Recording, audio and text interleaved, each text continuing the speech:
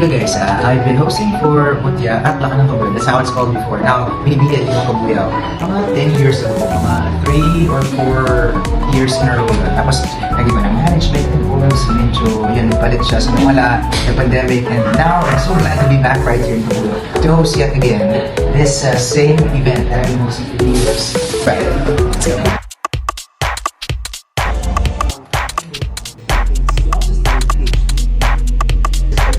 I'd like to welcome everybody to the BDP at Ginoong Kabuyaw 2025 Talent Night Muli! Kabuyaw-ers, mag-ingay! As we go, Ryan,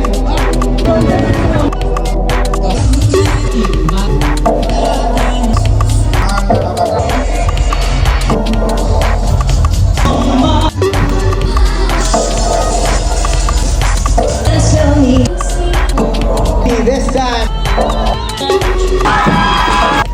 Team. 90.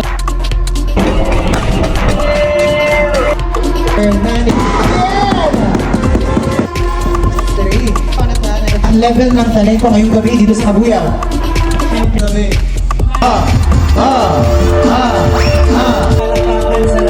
Ang talaga namang gusto namin ay makapiling kayong lahat bukas.